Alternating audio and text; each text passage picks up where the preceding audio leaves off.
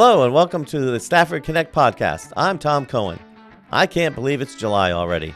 Of course, other than the usual heat and humidity, what makes July stand out are all the new laws taking effect in Virginia from the last legislative session. In case you were wondering, Governor Youngkin signed 777 bills into law this session. He also amended 116 and vetoed 153. Richmond Magazine says that's more bills than the 2017 to 2023 sessions combined. So there are a lot of new laws, which got me thinking about our local members of the state legislature and the roles they may or may not have played in all these new laws. So I contacted them and invited them on our program to talk about it. Since this is the first time we've had these guests on the program, we thought it'd be useful to have them not only introduce themselves, but to give them a chance to share a bit about their legislative approach and priorities. Which brings us to our first guest, Delegate Joshua Cole. Josh is our delegate from the 65th District, which includes the Falmouth District and the George Washington Districts in Stafford, as well as the city of Fredericksburg. So hello, Delegate Cole. Thank you for Stafford Connect. Thank you for having me tonight. I appreciate it. My pleasure. And so I thought we'd start things off with getting you to sort of make people more aware of yourself. I mean, you've been around like this end of the county and the county for years. Yeah. But you're the delegate for the 66th District. So is there anything in particular you'd like people to know about you? Yeah, absolutely. So I grew up here in Stafford County. I am a proud graduate of Stafford County Public Schools. I serve as assistant pastor at Union Bell Baptist Church in White Oak, which is named after my great-great-grandmother. So our family history goes deep here in Stafford County, and I just love being able to work for the place where I grew up and being able to represent my hometown. Awesome. And you served in the legislature from 2020 to 2022, and now you're back again. So can you tell us, is it different? Is it sort of a different world down there than it was? Yeah, it's a little bit different. The first time I was down there, I was a part of the majority with the governor in a part of the majority party as well. This time we're in the majority, but we have a governor in an opposite party. So there has been some getting used to and some trying to get along. And it's also different because coming back this second time, I knew how to get legislation passed. And so my first time being in Richmond, I think overall I passed about 6 or 7 pieces of legislation. And in this first session alone, we passed 12 pieces of legislation. Wow. So I came hitting the ground running. Oh, great. And I noticed from your bio that you're on the Education and Health Committee, General Laws Committee, Privileges and Elections. So can you give us a few? You mentioned there's 12 bills that you got passed. Anything that you want to highlight of those? Yeah, absolutely. So there were 2 pieces of legislation that I was really, really proud of this session. There was a bill we carried called the Sickle Cell Registry in the Commonwealth of Virginia. We found out that there were many people in the Commonwealth of Virginia who may have had sickle cell disease. Maybe they didn't know they had sickle cell disease. And we wanted to make sure there was resources given to them. And so what that meant was we have this registry. People would be made aware that they're on the registry. They could opt out of the registry. And then there's also nonprofit organizations and health organizations in the community that will be able to reach out to them and provide resources for them. Prior to them, they may not have had any access to it. And so we have the Fredericksburg Area Sickle Cell Association right here. But how many people knew they had sickle cell, or how many people knew that the Fredericksburg Area Sickle Cell Association is here? So starting in July, we'll be able to connect people in the community with sickle cell to the resources that they need. So I was excited about that. And then this year, knocking on doors, I heard a lot of families talk about students with disabilities and on Medicaid. And one of the things that happened during COVID was that family members were allowed to hire themselves to take care of students with disabilities. We found out that program was going to come to an end this past March. And so some family members said, what can you do to change it? And I was like, well, I have no idea, but let's see. I got into session. I got appointed to the health committee. I talked to the chair of the health committee, and we were able to get the bill passed that now, if you have a family member who is taking care of a loved one, you could hire them and pay them. So no more are family members losing money because they have to take off of work or struggling to find an in-home healthcare provider. They could do it themselves and make sure that they can survive.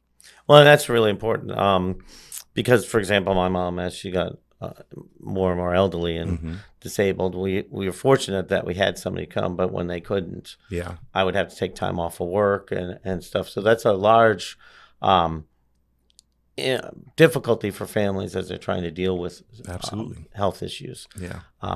And because I'm at Colonial Forge, and I'm going to give a toot for you on this, because you helped with Helen's Law, which was back when you first were on the legislature. Absolutely.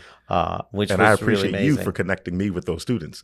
Well, it was great. I mean, it was really wonderful that they got to see how the system works, and that you actually can work within the system to affect change rather than just being unhappy and protesting and arguing, but you can get in there and do it. And for the people who don't know, do you want to give a little thumbnail on Helen's Law? Yeah, so we had a group of students that actually reached out to me before the election even took place.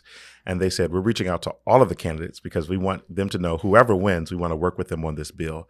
There was a group of students who had a friend, Helen, who passed away tragically because she was coming out of a subdivision and made a turn.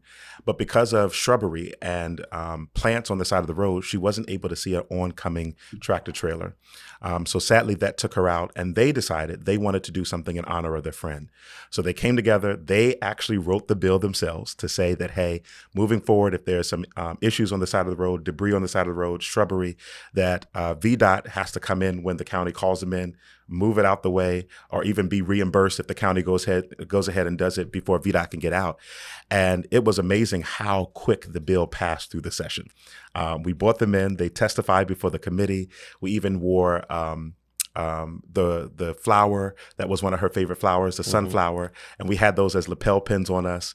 And myself and Senator Richard Stewart, who was a senator for Stafford at the time, we carried the legislation, and it soared through the General Assembly.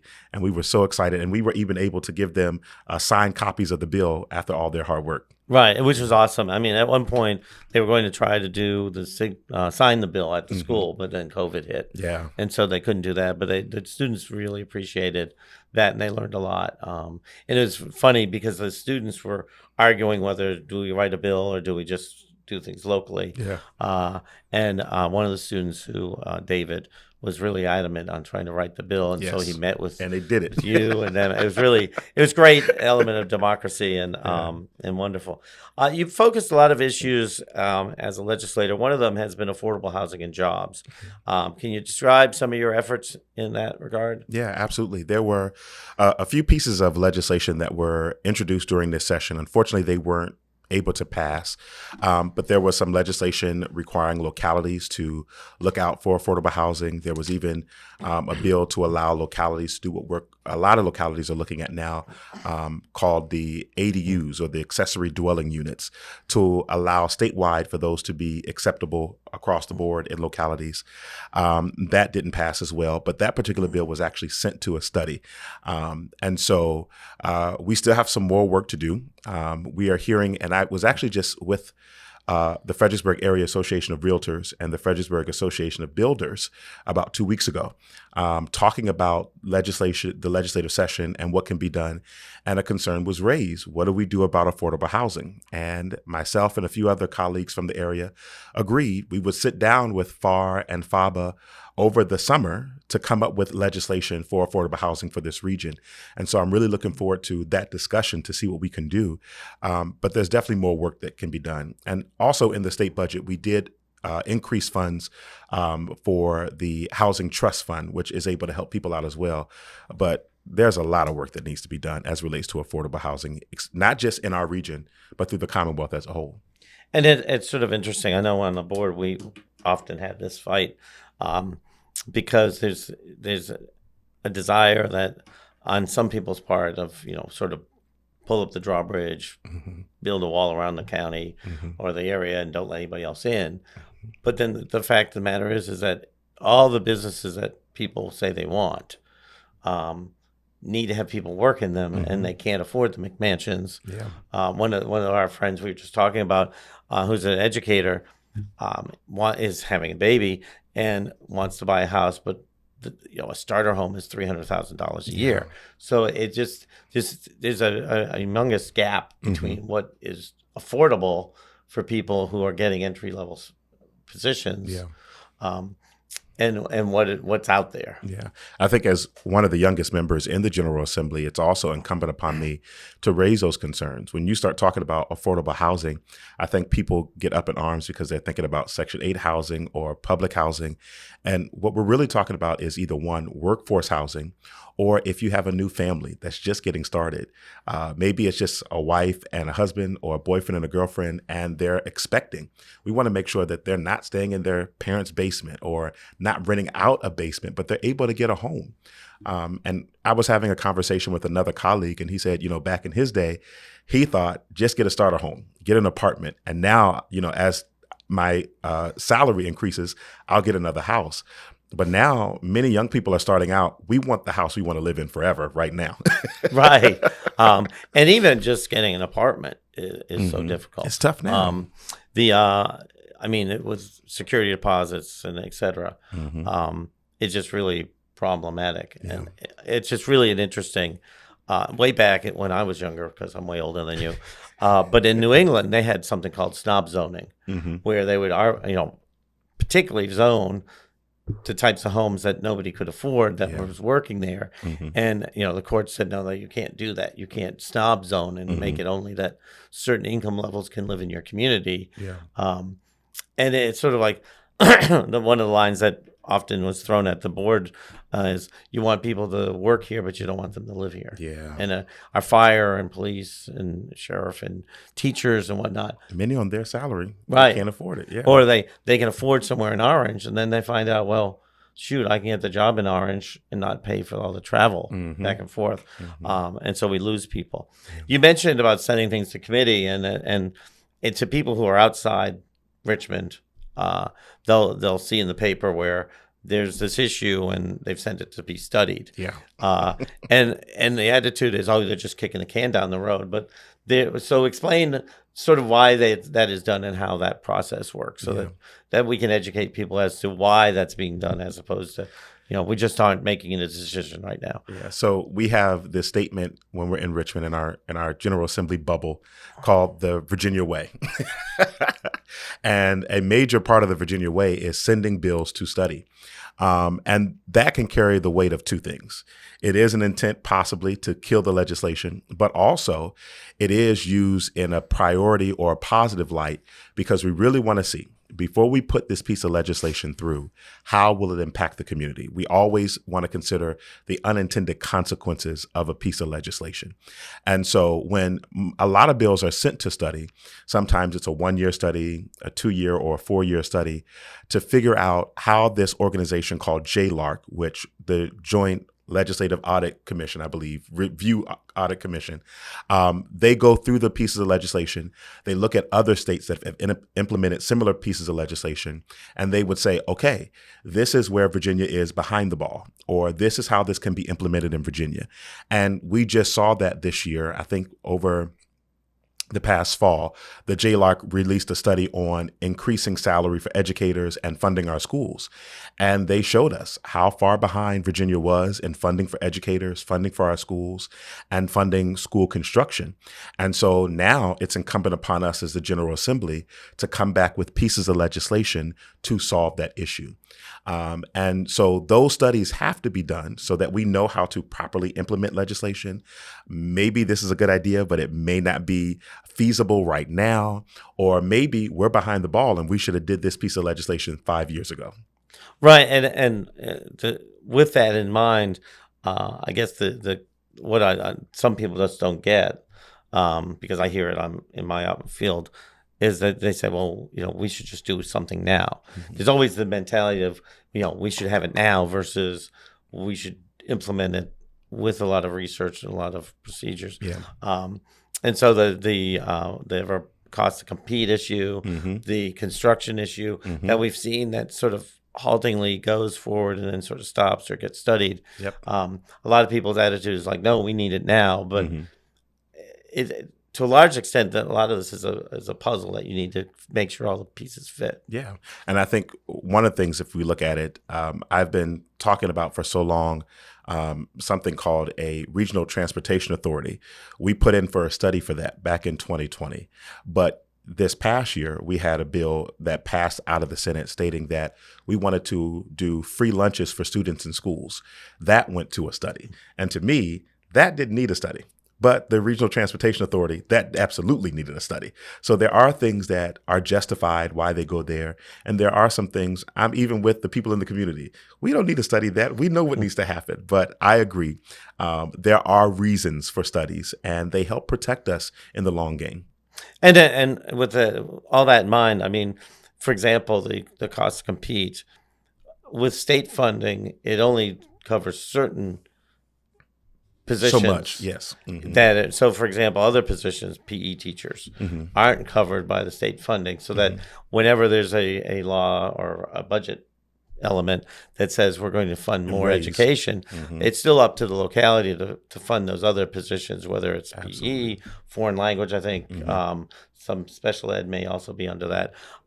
So that it's sort of an interesting mix where some things are covered and some aren't. And I think that's why we see where there are educators who have started off in Stafford County, but now they're in Loudoun, now they're in Prince William County, but they still live here. And they're just driving a little bit more up the road because they're getting paid more. I think someone stated that if you are an educator here in Stafford County, if you live in Garrisonville, you can drive just 20 minutes up the road and make $15,000 to $20,000 more. Yes. Yeah. And of course, you have to be the right age to do that. If you're too old, they don't want to look at you. So there seems to be a lot of hot button issues that hit the legislature, from the recreational marijuana, the paid family leave, the minimum wage. So where is it? How much does the partisanship and the being hot button versus other issues that are less hot button that sort of get to move forward? Yeah, so I think one of the reasons why I love being in the state legislature is we're not Washington, D.C. We don't have stalemates, for half of the year trying to argue on pieces of legislation. And one of the reasons is because we're not a full-time legislature. So we only have 60 days and sometimes only 45 days to get through the pieces of legislation that we're working through.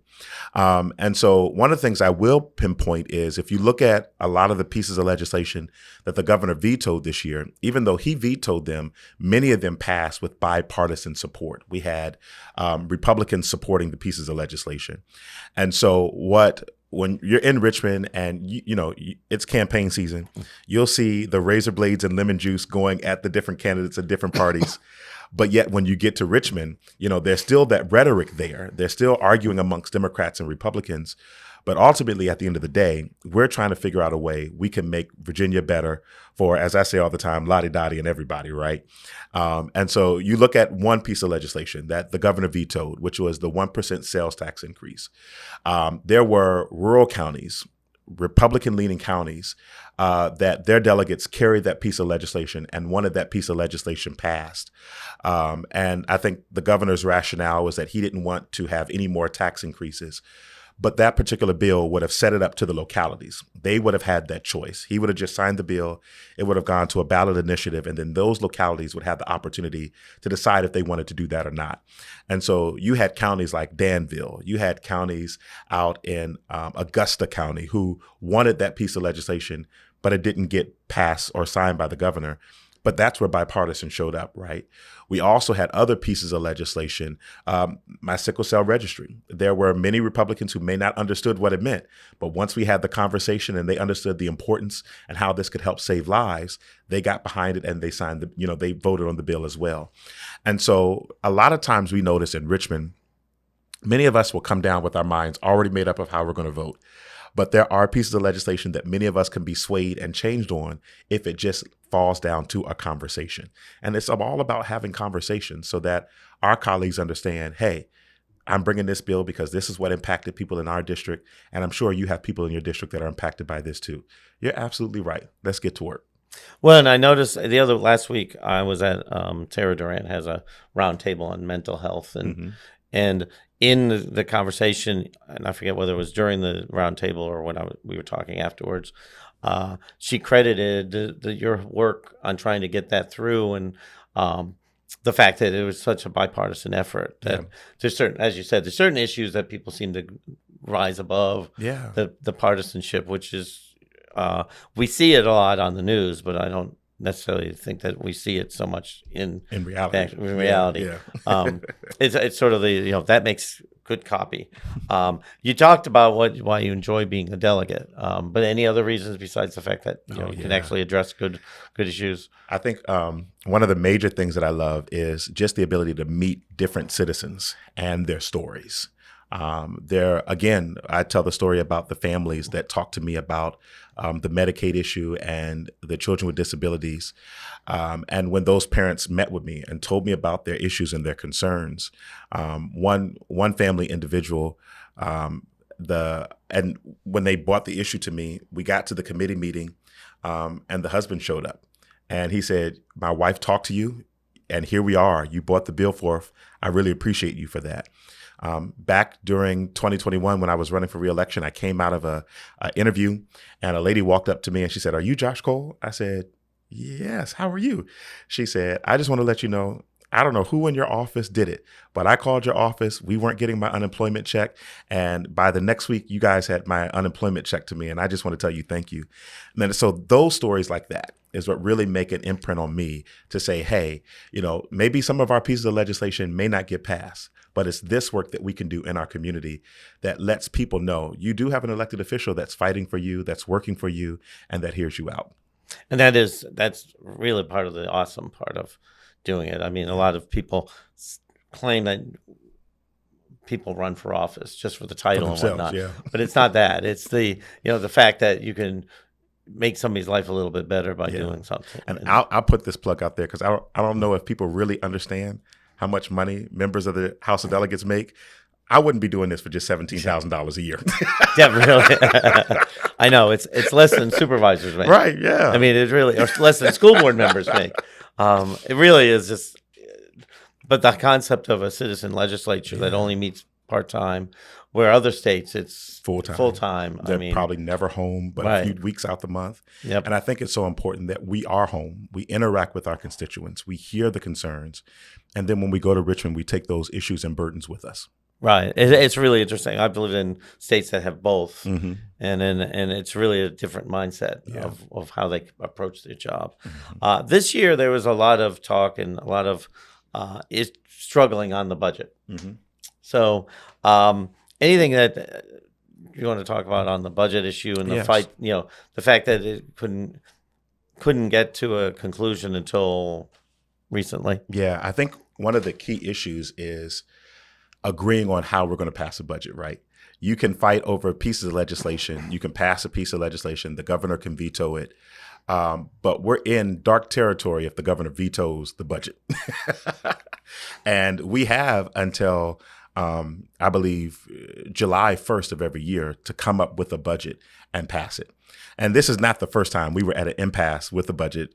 This happened last year as well. I don't remember when they passed the budget last year. I think it was almost September or sometime like that. Yes. When they did the budget last year.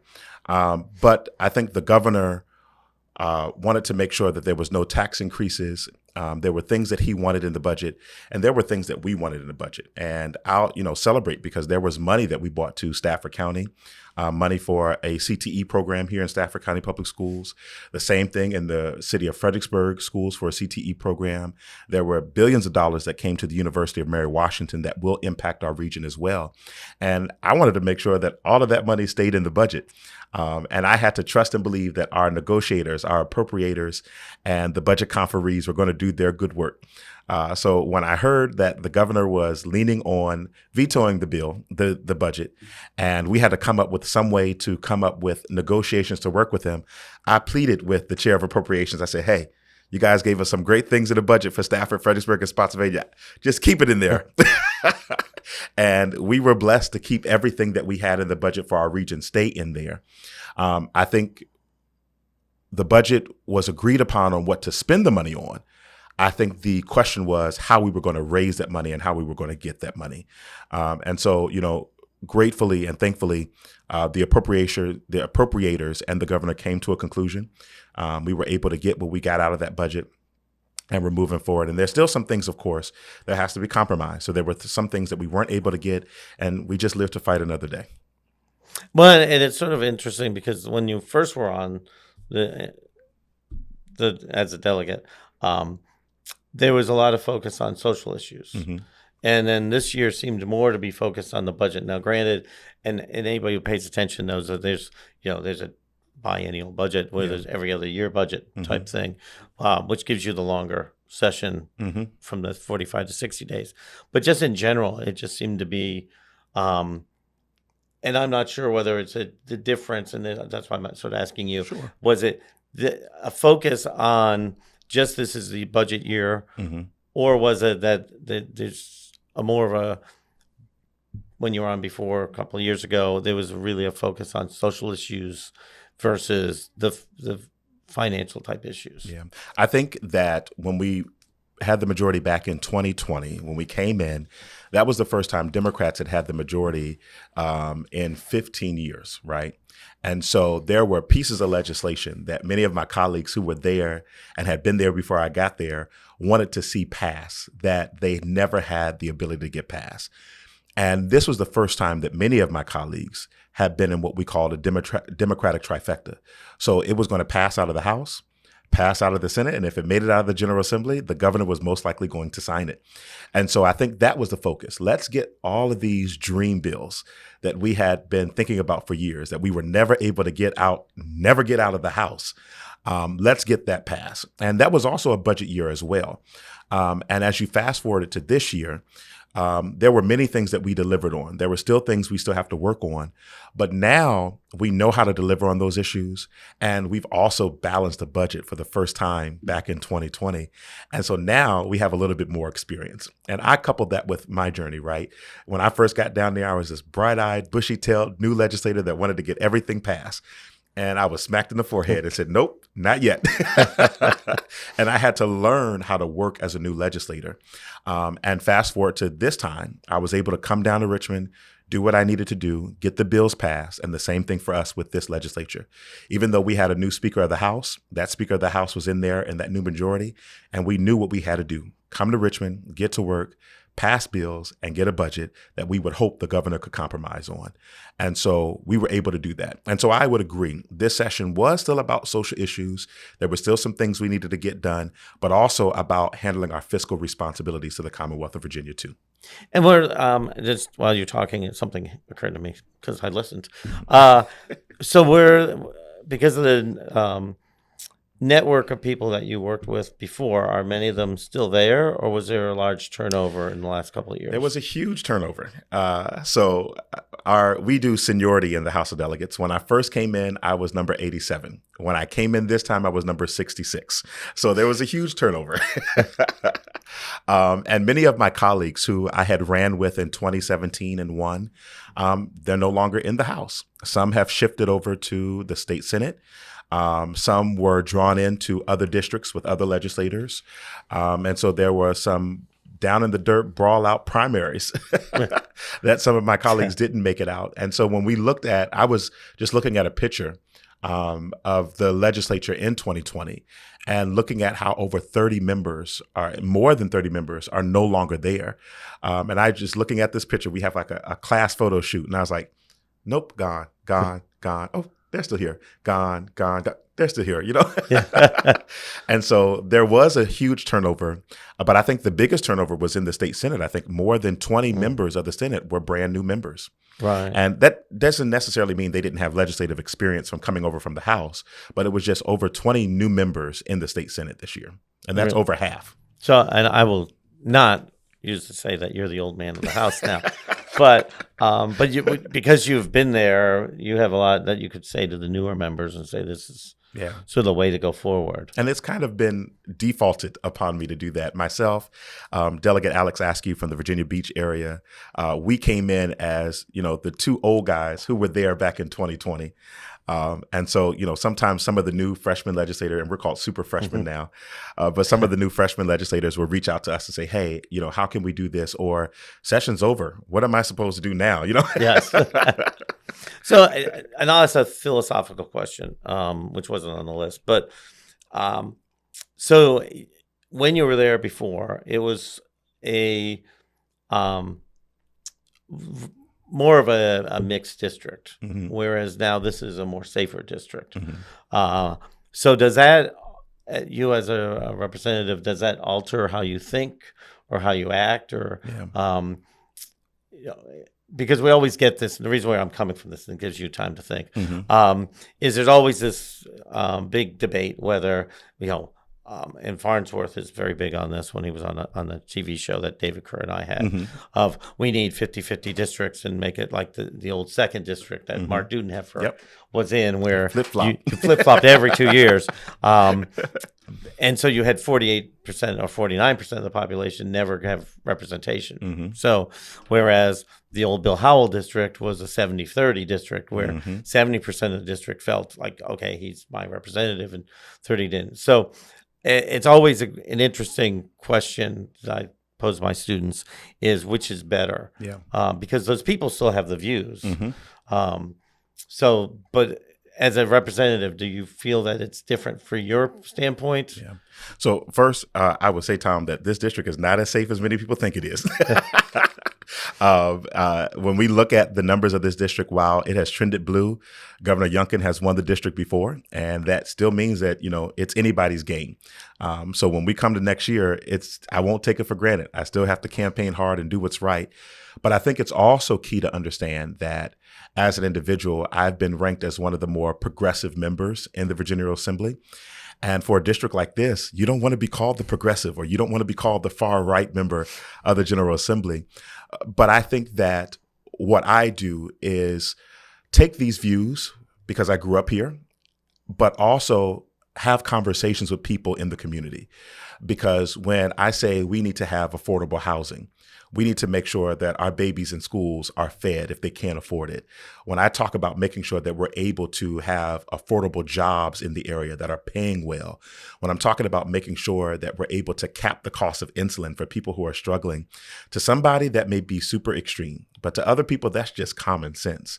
And so when we have those conversations, as I'm knocking on doors, I don't even shy past knocking past Republican doors. I'll show up, I'll pop up. And I remember one guy said, I know you see that blank my opponent sign out the door. Why are you knocking on my door, sir? It's just about a conversation. I want to talk to you. And I went to another house, and it had my opponent's sign at the door. And he said, I'm actually glad you knocked on my door. You weren't turned away by the sign. I said, no, I just want to have a conversation. He said, well, I'll let you know. My parents who live with me are strong supporters of yours. I typically vote the other way, but now let me ask you some questions. And that's what this is all about. When you have these districts that are close, it gives you the ability to have conversations that maybe people in Arlington don't want to have. Maybe my colleagues in Hampton Roads may not have. But here in Fredericksburg, in Prince William County, in Henrico, in Chesterfield, we have to have these conversations. And I'm even the one that will raise a concern when we have our Democratic caucus meetings. Yes, I'm a Democratic member, but I don't like this. And I want to have a conversation that was raised to me by a majority of constituents in my district. I may not politically agree with it, but I've heard from more of them about this issue than more of my supporters, and we need to have a conversation about that. And it brings me that opportunity to do that when we're having conversations down in Richmond. Awesome. Yeah. And that's good. Thank you. And as I said, it occurred to me when you were talking that that's something that I always find interesting. When I chaired redistricting for our county, I was less interested in which party is going to do well, as far as, but having it, the ever popular continued and compact, and having people that sort of, if the George Washington district has senior citizens on one end and senior citizens the other. All right. So as we close out, are there any issues going forward that you're going to be looking at, looking into the next legislature session? Yeah, there are quite a few pieces of legislation. There was a bill that one of my Republican colleagues was not able to get through that I actually chief co-patron. And he approached me. He said, hey, if you think you can get it through next year, why don't you pick it up? And it was just about making sure that citizens who wanted to get jobs working for the state, that they could bypass the college requirement as long as they had the experience necessary for the job. And so I thought that was a good idea. I chief co-patroned the legislation, and I didn't realize that it didn't pass. And so he approached me after the session was over. It's like, hey, if you think you can do this, Why don't you bring it back next year? And so there has been pieces of legislation that just because, and it's sad to say, just because of who's carrying the legislation, it may pass, or who's carrying the legislation, it may not pass. And so I've been willing to work with some of my Republican colleagues to say, hey, maybe I'll bring it back next year. You put your name on it as chief co-patron and we'll still get a win. And so that piece of legislation, there's also a piece of legislation that was called Yes in God's Backyard, dealing with affordable housing. That bill went to a study, but it was a little bit different than the initial idea that I had. But the bill basically said if there were churches or nonprofits that had land and they wanted to build affordable housing on their land, they could bypass the rezoning process as long as they had the ability to build affordable housing on their property. And so I'm very much interested in bringing that piece of legislation back. And we heard that there were people all throughout the Commonwealth that were very much interested in that piece of legislation too. Interesting. Yeah, I hadn't heard that one. That's an interesting idea. All right. So finally, at the end of each time we have a guest, we sort of ask them to relay a happy story, about Stafford or your experience. Mm-hmm. So it's your turn. So recently, I had the privilege of attending a handful of commencement services, both at Colonial Forge, at Stafford Senior High School, and at James Monroe High School. And what I loved about it was there are still educators that taught me that are still there. And it was amazing walking down and some of my educators like, oh, that's Josh Cole. I taught him. And I was like, oh, hey, So it was real amazing just to see that some of my educators are still around. They're doing the great job. They're teaching our next generation. And just for me to see them and to see them that, I'm doing all right for myself. I'm doing well. I didn't, fall by the wayside. They did a great job with me. Well, then a lot of them haven't been in Stafford for like 30 years. Yeah. There's a lot of us still here that haven't fled up up north. Travel up to the northern end of the world and fight that traffic. When I first was teaching, I was in Arlington. Mm-hmm. And I thank God every night the fact that I got a job down in Stafford. Yeah. Because when I bought a house down here, mm-hmm. I would not be alive if I had to drive up and down the road. Yes, that road every day. And I don't miss being a commuter. Yeah, really. But all hail to the work they've done going over the river with those lanes and all. Mm-hmm. When I saw that was happening, I thought, boy, somebody's actually using a lot of forethought and a lot of thinking. Listen, when I get on 95 now, I think I'm in D.C. Because we legit look like Northern Virginia now on 95, and that could be both a good and a bad thing. Yep. We can say that for another conversation. Truly.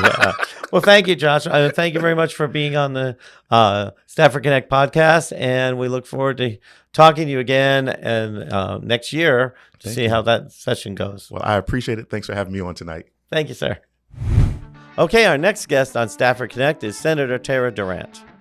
Senator Durant represents the 27th District, which includes most of Stafford, all of the city, and parts of Spotsylvania County. And Tara was a delegate for our area, and now she's our state senator. Good evening, Senator Durant, and welcome to Stafford Connect. Thank you. Well, it's great to have you, and it's sort of interesting. We've had people for local government and things, so I wanted to get into the state issues because July is a big month because new laws start and everything starts shifting in July. July 1. So first, let's have a chance to, I know you've been in many campaigns by now, but give us any information that you think people should know about you. Well, first, to give you a really proper thank you for inviting me. I've been looking forward to this. I've watched some of your previous episodes, so this is a great format. I appreciate it. So for those who don't know, my family and I, we've lived here for, I guess it's been a little over 20 years now. We're very much like I shouldn't say most, but quite a few families that I've met that were stationed in the area. That was my husband. He was in the Marine Corps. He just retired. 30 years in the Marine Corps last November. And so when he transitioned from the active duty to reserves, Marine Corps reserves, and got a job in the federal government, this is where we landed. And this is where we've raised our family. We have 3 kids and we've loved it. Oh, nice. I mean, and your husband, Ted, I mean, we know this from Stafford. Stafford is a Marine area. Yeah. A lot of military settle here. Yes. And we have the base here. And of course, with anybody who's in the Corps, they never really retire. They just there's active. that you're a Marine, the only ex-Marines. That's right. Yeah, that sort of thing. So you were in the House of Delegates before, and now you're in the Senate. So is there a difference between the two chambers? There is. I'll preface this by saying what my experience is keep in mind that we had redistricting. So this has been the first General Assembly with the new makeup of both chambers. I think there was something like 36 out of the 100 seats in the House of Delegates are newly elected. And 18 out of the 40, including yours truly, are new senators. But then you add in two that came in last year from special elections, from senators who went on to Congress that had not even served a full year. So that's 20 out of the 40. So we are really kind of in uncharted territory in terms of how many new members we have. So with that in mind, and then of course having some turnover, we have a Democrat majority in both chambers, but by one seat. So this is, with a Republican governor, this is really interesting times. I would say, and I think this is because of the sheer numbers in the Senate. There's only 40 of us, so we're closer together. But when I came in after I was elected, a lot of the more seniors said, we have just a culture that they're really trying to preserve of we don't really wear the red shirts and blue shirts per se. And there's a kind of an emphasis and an effort of how we communicate with each other and how we deal with each other. That's maybe that more old style of what you learned if you were ever in debate club is, how you address each other. I noticed once we got into crossover and had my legislation going over to the House that you could feel more tension. I felt like, especially, you could see it just in committees. So, there might just need to be a little bit of the dust to settle, hopefully, and hopefully that's. Well, and that's interesting. Before we go, because I'll forget, with the Senate, it in a way, the Virginia Senate and House sort of mirror the federal as far as the upper chamber is supposed to be a little bit more dignified, a little bit less partisan, and the lower level is a little bit more heated and partisan. And it's that I had heard that about Virginia, that had been the tradition, that they wanted the Senate to be a little bit different and not be as rancorous. Mm-hmm. Well, we have 4 years to settle into our role versus every 2, and so I think you have that mentality of always having an election looming. So it can, I think, come to the forefront maybe a little bit more so. And it's funny, when we were talking to Josh was sort of, he laughed at the idea that he's the old man because he had been in it before, so he had some institutional knowledge. And since you were in the House and had seen and worked with some of the senators, you seem to have a little bit more knowledge. Even though it's a 50% turnover, you came in with a little bit of a knowledge base, where some of the newer people hadn't been in any other office, right? Sure. Yeah. There's always there's nuances to the role. There's the, how are we going to get this done? And then there's more of the subtleties of how to work your legislation, your bill, to try to hopefully get it across the finish line and get that signature from the governor. Great. And I wrote down, so crossover, sort of explain to the people who aren't obsessed with government like I am. That's fair. I try to avoid, just sound like a normal person. That's right. Well, you haven't had any initials yet. There you go. Any abbreviations. But so what is crossover, so people are aware? I'm glad you asked that. So we have a term that's roughly 60 days, depending on if it's the even year or the odd year. This was a budget year, so a little bit longer session. We go in the beginning of January, and then we conclude our session at I think it's around the 10th of March. I think it was something like that, or early in March. So halfway through the session, that's what we call crossover. So each chamber has to finish their bills. So you've got to get that through committee, and then whatever survives and passes the floor on each respective side, it's going to cross over, and then the process starts all over again. So I file my bill, gets referred to a subcommittee, hopefully makes it to the full committee, and then it passes through all the votes on the floor. Now I've got to take it over to the House and do the same thing. And so can you do, which is often done in the national one, where you submit the same bill to both chambers at the same time? Mm-hmm. And Yeah. and in a way, ultimately, probably the committees or subcommittees, it may alter. And then when it crosses over, it's sort of, you have to fix it. It's sort of, but in the federal one, they would have conference committees to deal with that. But if you do it this way, then the chambers can sort of look at it and say, well, we already know this chamber likes this change. So we still have conferences too. So I carry my bill and the cognate, as we call it, the mirror one from the other chamber. You might have their members kind of weigh in and tweak it and change some language. And then my chamber does what they will. And then we cross over and we can see, and early on we've got it. So we say, well, we want to adopt our version, and they say, we want to adopt ours. And then we end up either agreeing to it when we get into the end of the session, say we insist on our version, or we're good to go. And then if that's, we end up having to go to conference, and then we've got to get a majority of the signatures from people who are signed to say this is good to go. And it can fail there too. right. Okay. And what is it that you like the most about being a state senator? Oh, gosh. So many things. I mean, I love my job. I love what I do. It's intellectually challenging, and you're challenged to try to solve some problems. And sometimes it's a long game that you're trying to play. And I'm a kind of a policy wonk. I really enjoy it. And, some of them can be really just challenging. I don't know how the word to describe it. And but it's fast paced, and but knowing that you're able to move the needle a little bit, that is enormously gratifying.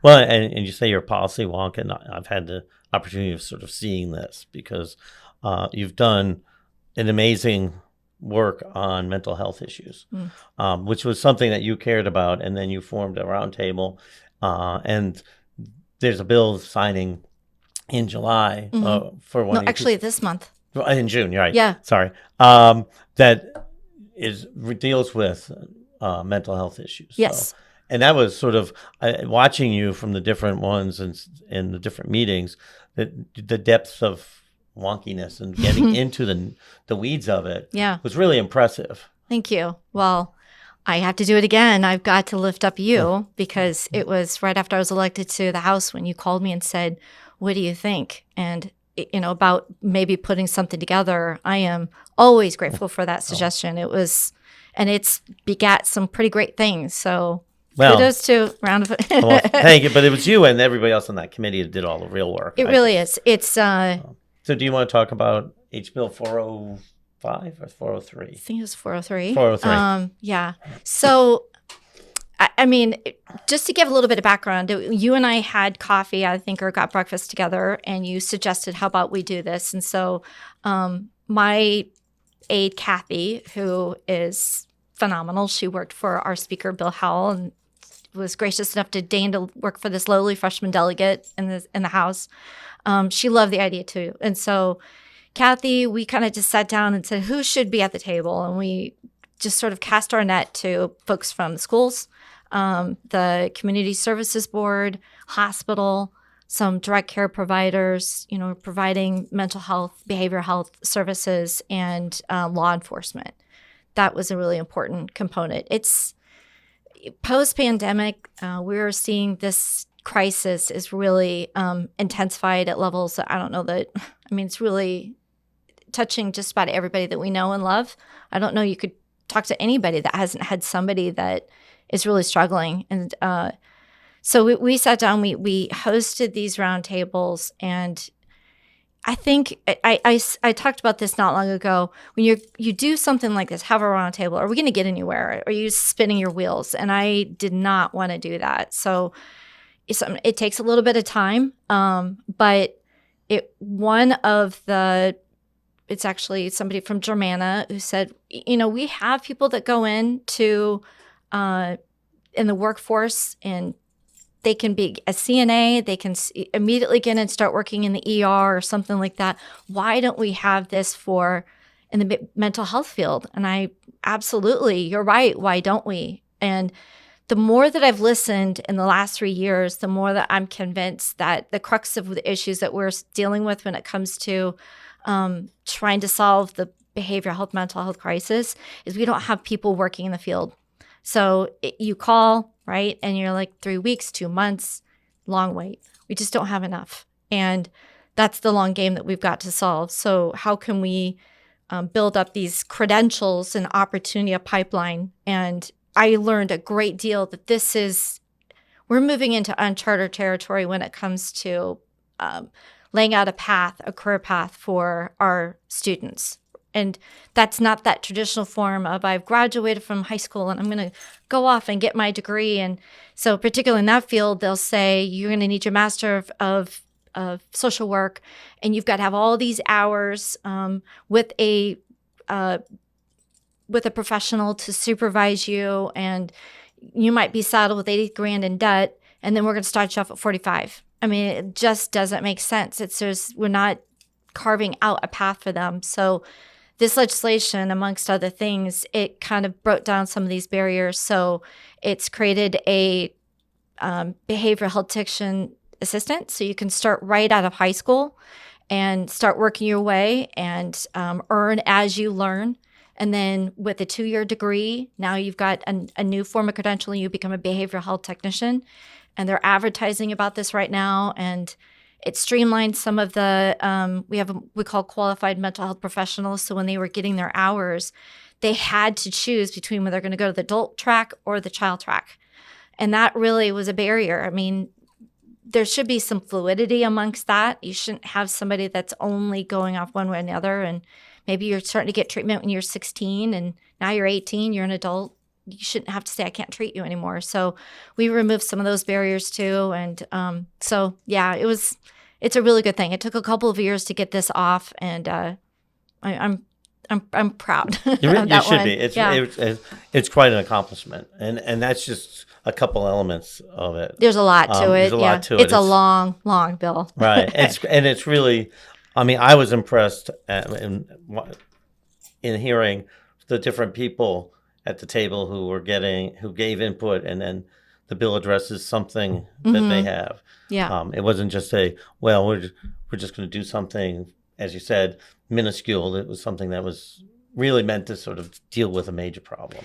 Yeah, I would say the General Assembly by nature tends to be a little bit more, they feel more comfortable passing legislation. We don't try to bite off this big chunk of something. That we tend to feel more comfortable when we can move in incremental steps, but this one did not do that. This was a pretty substantial. It was something that I heard from in the behavioral health world. They've talked about for many, many years. But when I first started having conversations, it was more resistance, even from those who wanted it. They're like, but the problem is, and the challenge with this is, and I remember Kathy and I looked at each other and we said, we're doing this anyway. We're just going to forge through. We're going to force it. So all of a sudden, we heard from some folks when we had some meetings. We came down to Richmond. They're like, I don't know what you did, but something. You stirred a bee's nest on this one. So, we had a working document where the private counselors and the department of this and everybody was able to weigh in on language. And, that was a lot. I think at one point after we got this over to crossover, we closed off the comments. We're like, we're not taking any more feedback. This is it. And that's just a nice, there's a scene from 1776. We're coming up to the 4th of July time period. And where John Adams has been pushing for independence, and when it actually happens, he just makes this face and says, it's done. It's done. And just gets this really feeling of satisfaction. And I recognize that when I see that when in your face. It's like, wow, it's something important that is done. It's done.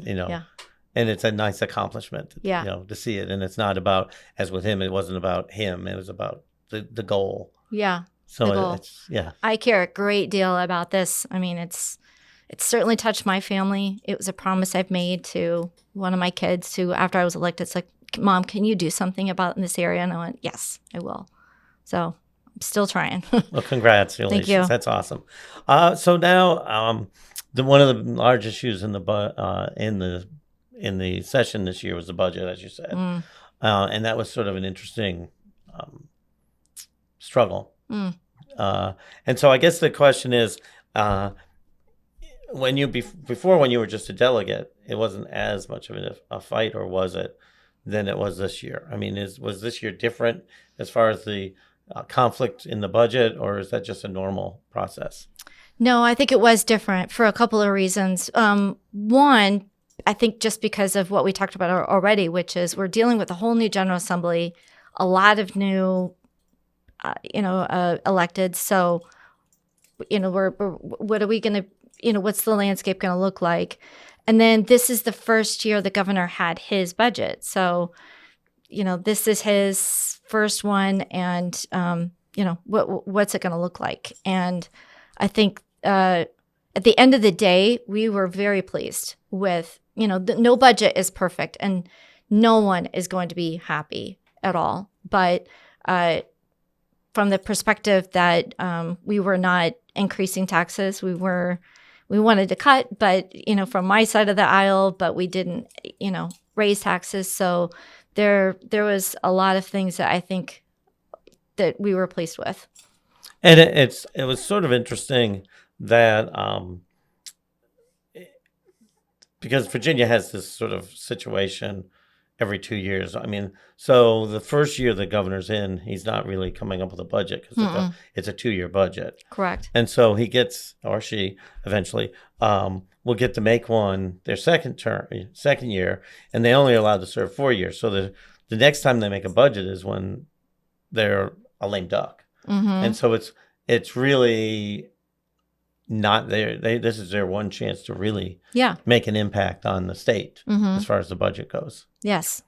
And we had, we've been really making some pretty significant investments, K-12, behavioral health, the governor's Help Right Now initiative, putting in a great deal of money there. And so some really good things. And I know he's committed to dealing with the whole fentanyl issue, as you are, as anybody would be. Yeah. Because that is it's amazing how much that has spread and heartbreaking. Impacted people's lives. We had the Commissioner of Revenue, Scott Majowski, on, and he sort of said that the budget sets the priorities for the community. So do you view that and some people will use the term that the budget's a moral document or something. So where is it that you come down on, is the budget a blueprint for where the individuals in the state want to go? Is it sort of, since it's a 2-year budget, is it sort of just addressing issues at the time, or is it a moral document? What do you sort of think? Yeah, that's a good perspective. I think that we are going to see some more significant efforts try to come through the budget in the next couple of years. I don't know that this year was one. I think it was more of a reflection of where we are right now, that K-12 education is a major priority. We're dealing with learning loss with children post-COVID. We need to, we have to look at our teachers, our wonderful teachers. We've got to look at the whole big picture to make sure that our children are well supported for whatever they want to do, which is, they could be going directly into the workforce, going to military service, or on for, next level of education, whatever it is. But we've got components of public safety, particularly with the fentanyl crisis, and how we're going to make sure that our law enforcement have the tools they need in order to really combat it. I mean, it's heartbreaking. It is so heartbreaking how a lot of even our high school students or middle school students don't understand how easily they can be poisoned. And this is not the time when we go into schools to talk about, you're being bad. It's more like just be aware. Please be aware because you're too precious and we love you too much to see something happen to you. Right. I mean, with the students that I have that go off to college and or just go and do things on the weekend. I mean, just putting your cup down and turning to talk to a friend, you don't know what anybody's going to do. Yeah. We'll go switch to a happy note. There were a lot of bills are submitted to the legislature. And as always, you said a lot of them pass away. Yeah. Say it nicely. So anything that you want to, besides the 403, is there any other bills or something of yours that you'd like to spotlight? Oh, gosh. I think absolutely. We just had the governor come into Stafford County and we did a bill signing for 3 bills, and one of them was mine. I'm trying to remember the number. I should know my bill numbers, but there was a handful. 703, that was it. So the newly elected Commonwealth attorney in Spotsylvania, Ryan Mahaffey, I hope I'm pronouncing his last name correctly, but he alerted to me this challenge with Virginia law when it comes to possession of child pornography. Virginia code required that there be an actual person, a real existing person that was the victim. So, of course, you think AI technology. If you are in possession and you say, these are not real children, this is generated, that could be a plausible defense. So that was probably hands down the most challenging, from a constitutional language perspective, bill that I've ever worked with so far. And but we came up with sort of a 2-prong test if you call it, but measure for if you either you've got this possession, you've got these images, does it, you've got the victim, or does it violate what's called the obscenity standard, which is well tested in constitutional law, and that would go before the jury instructions or the bench to determine, yes, it does violate, under either or, and you can still get a conviction. So this was a really important step, a tool in the toolbox, if you will, for law enforcement to be able to combat this just heinous crime. Wow. Well, and it's funny because, or ironic, because modern technology just keeps making it. Yeah. Often the bills that are being discussed or passed are on existing topics, but new things have come along. For example, steroids or AI things that have, we have one definition that worked for many, many years, but now somebody's come up with something else. And it's sort of interesting that's something that everybody has to be on top of. Right. Yeah.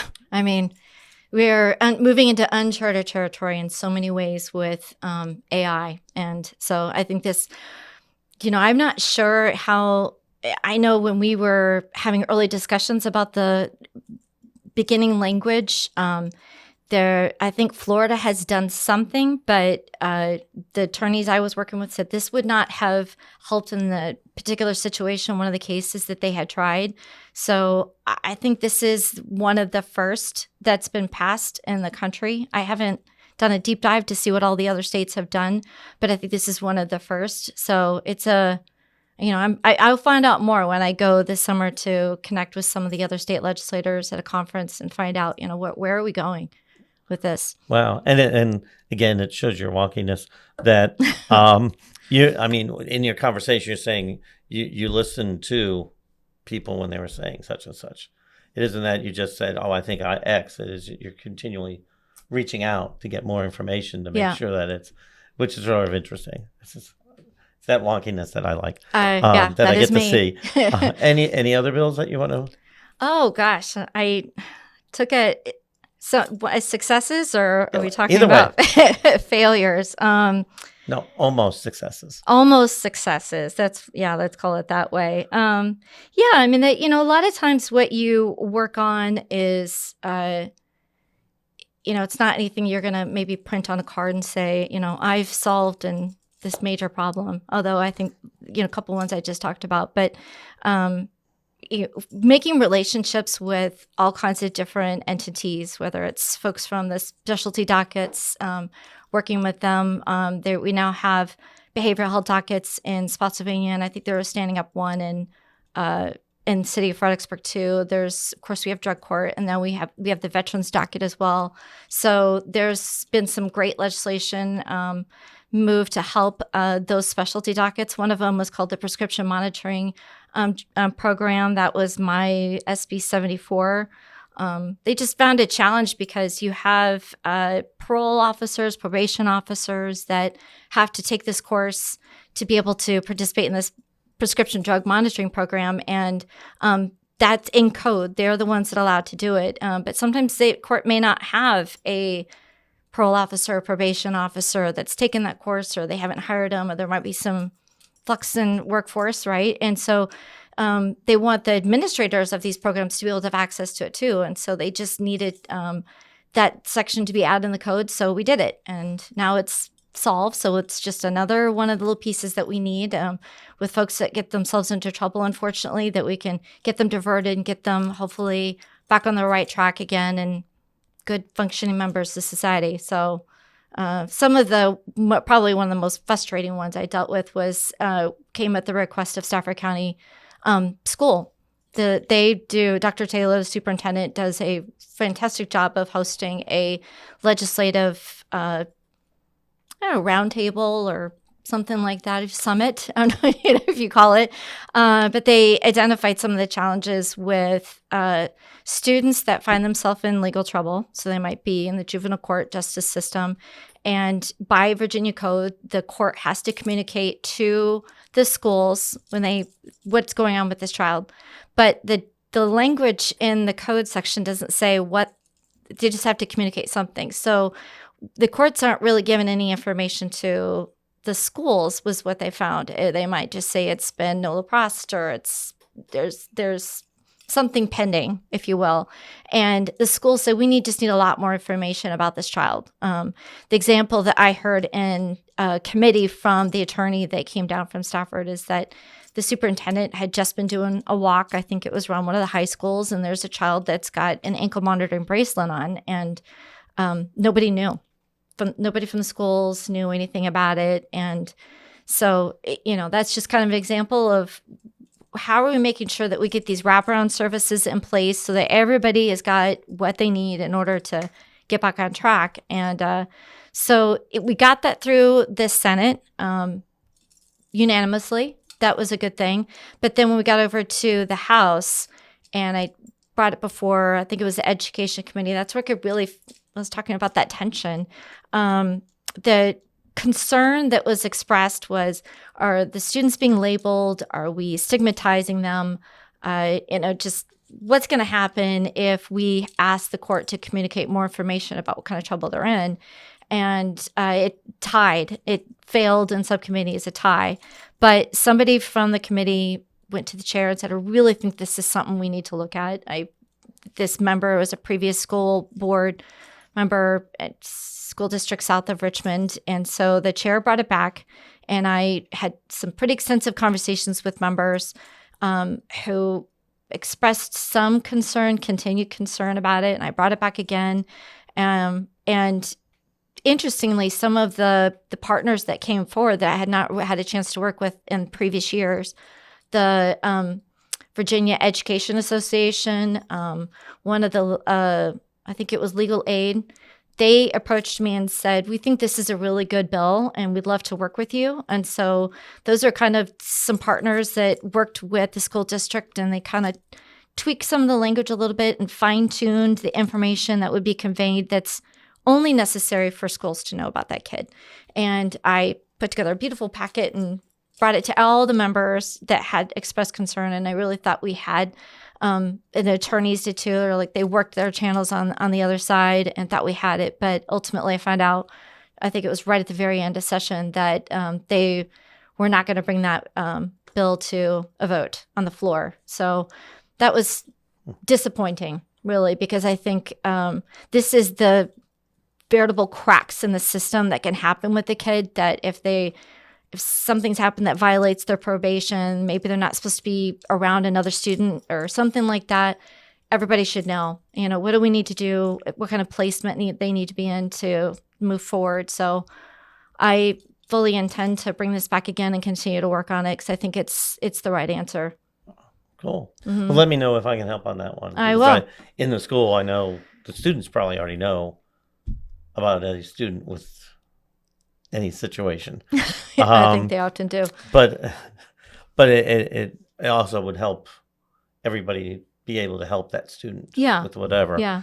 But, it's not, I think it really goes down to we have to trust our schools. We have to trust our superintendent. We have to trust, I fully believe our teachers and administrators really do care about these kids. I really believe that. And, I know not everybody's perfect, but we've entrusted them to look out for them. And I think that a lot of times if we can just get that kid right back on track, they're not going to be stigmatized.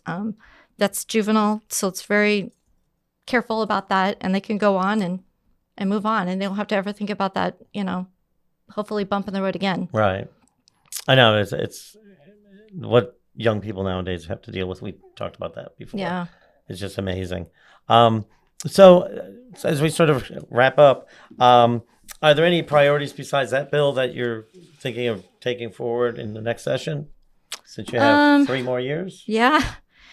I thought about this a great deal. So I knew this was a question coming up. One of the things I feel like in Virginia is kind of this cloud that's coming is, what's going to be happening with our grid. I really think about this a great deal.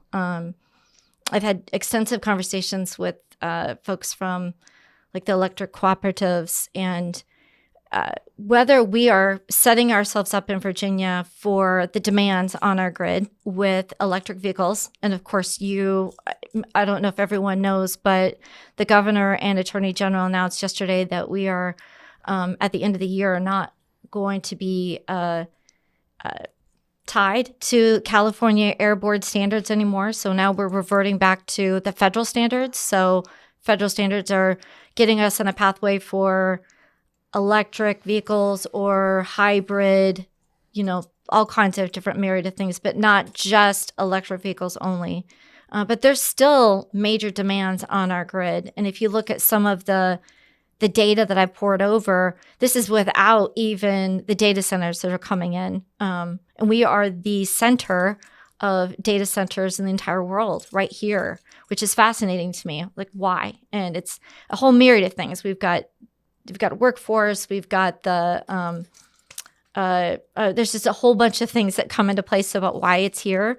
And they're moving south. And so that's going to touch on our water supply. That's going to be a demand on our grid, amongst many other things. So, with our, we're part of this green new energy deal in Virginia and the mandates for wind and solar, but we need. I feel strongly, and I know a lot of other people do, that we need to bridge this so that we're setting ourselves up for success. I think a lot of us are absolutely in for wanting clean energy, but if we set our grid up to the point where it's going to get just so expensive to heat your home, we could revert back to even worse forms. So we've got to go about this wisely.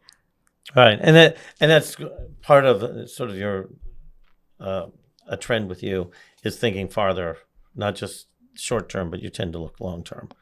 Yeah, I do the same thing, but it's the mindset of when I want to buy my new vehicle, I ask them how is electric vehicles going, and they're like, "There's not the grid. People can't charge it. It's just not there." And so even if somebody places a big thing with 85 charging stations in North Stafford, if the grid's not there to help him do it, it's useless. So that's a good thought. What can we do in the future? I know you have been very strong on trying to have the state address education funding. Mm-hmm. It's been one of the things that you've been very strong on. Yeah. And we were talking to Josh Cole about the fact that how things often get sent to committees, so that a lot of the funding went to committee. The committee came out with a report, but then now you have to take the information from the report and figure out how do we actually make it happen. Yeah. I mean, yes.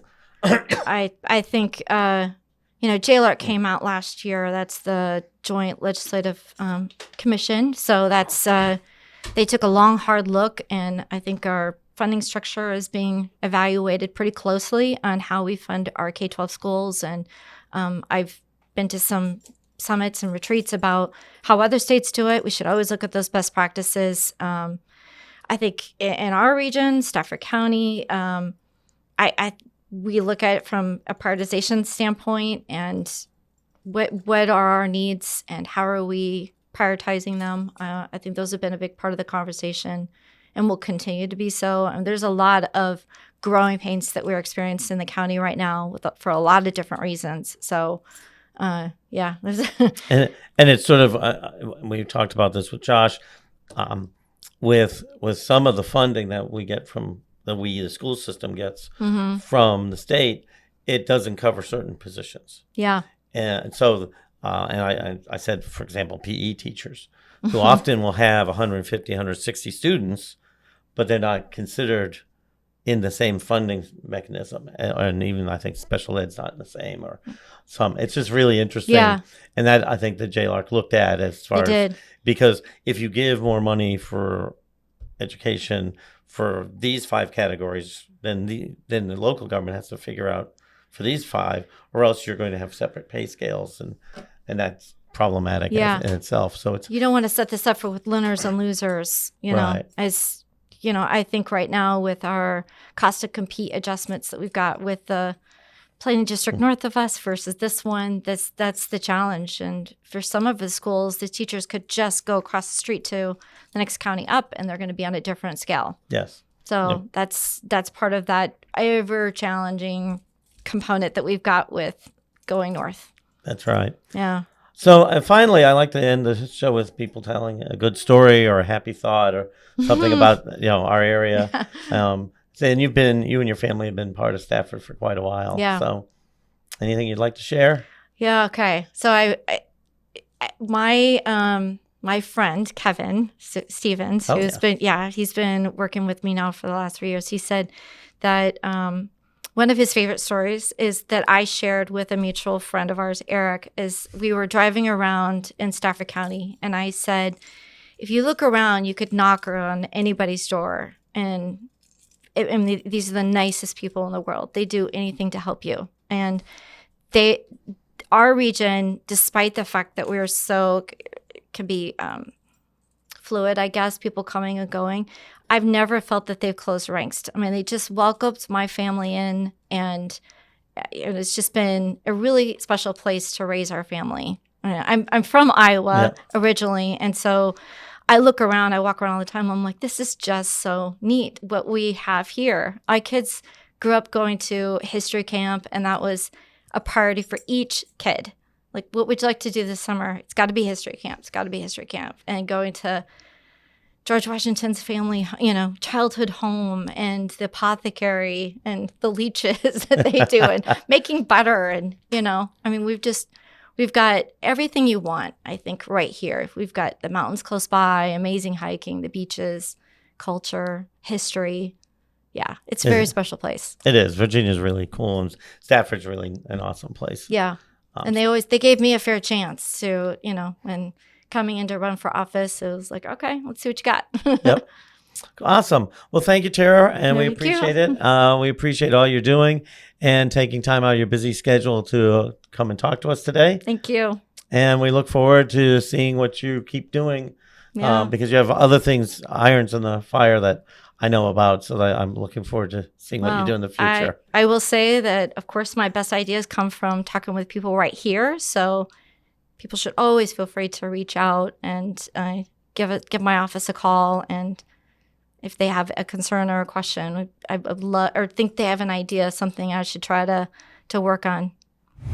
Once again, we'd like to thank both Delegate Cole and Senator Durant for sharing their time and their expertise with us on the program. It's always good to take time to talk to and to listen to your legislators and get an idea on how they go about making these important decisions. And we're hoping they'll come back soon to talk about their priorities and their experiences in the next session. And we hope that you come back as well, which is a wrap for this edition of Stafford Connect. Our next episode We'll address two development issues facing Stafford, one in the northern end and one in the southern end. There's a proposal for a Buc-ee's off of Interstate 95 and Courthouse Road. The other project is a proposed campground in the southern end of the county off of Belle Plains Road. We have reached out to representatives on both sides of these projects, and we are looking forward to sharing their perspectives. Until next time, I'm Tom Cohen, and you're listening to Stafford Connect podcast. Stafford Connect is a River's Edge Media original podcast. You can listen to the show anywhere you get your podcast or catch the video on our YouTube channel. Stafford Connect, the conversation begins here.